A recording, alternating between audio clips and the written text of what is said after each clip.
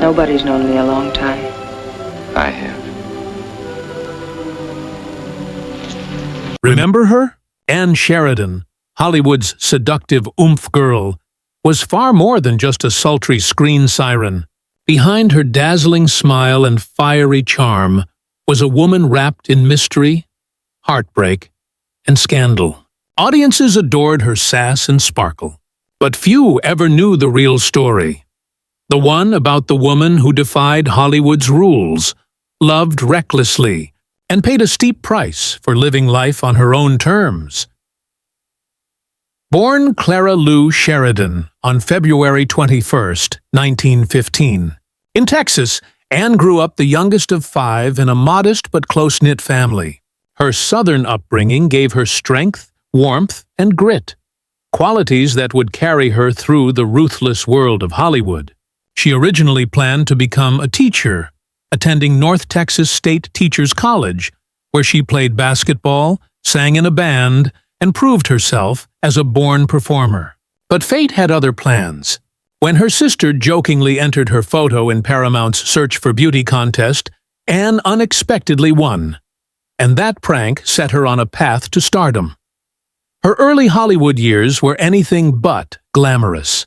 At Paramount, she was relegated to body double work, standing in for hands and feet rather than faces. To make matters worse, the studio forced her to change her name, claiming Clara Lou wasn't fit for a marquee. She hated losing her identity, and things only got tougher when legendary director Cecil B. DeMille mocked her Southern accent on set.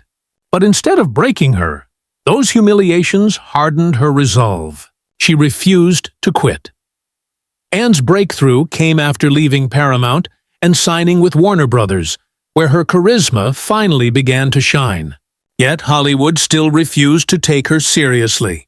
When journalist Walter Winchell offhandedly remarked that she had oomph, Warner Brothers turned it into a publicity stunt, naming her the Oomph Girl. Though the label made her famous, Ann despised it.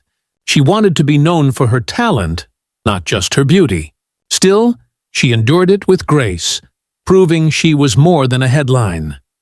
In 1942, she earned widespread respect for her performance in King's Row, alongside Ronald Reagan.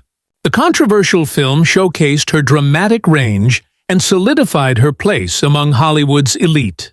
During World War II, she risked her health and safety entertaining American troops overseas, performing tirelessly in dangerous conditions.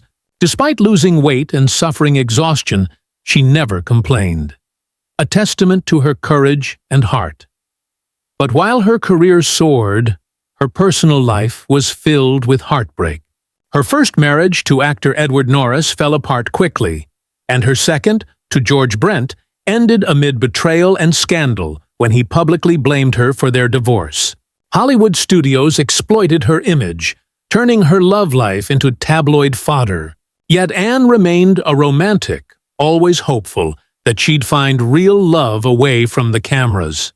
That hope briefly came true when she met film publicist Steve Hannigan, a kind and intelligent man who loved her for who she was. Their long-distance relationship brought her rare happiness, but her faith and the church's disapproval drove them apart. It was a turning point for Ann, who abandoned the religion that had once guided her. Later, she embraced independence, motorcycles, and adventure, living boldly on her own terms. In her later years, she moved to Mexico to start her own production company, determined to reclaim her identity and creative freedom.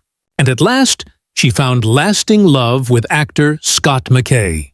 Their slow-burning relationship blossomed into marriage, bringing her peace after decades of turmoil. Even as her health declined during the filming of Pistols and Petticoats, Ann remained resilient.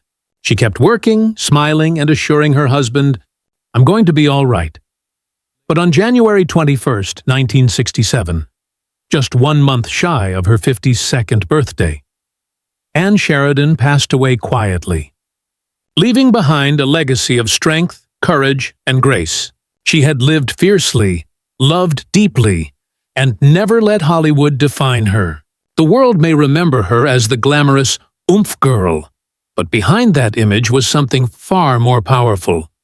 A woman who refused to let anyone else write her story.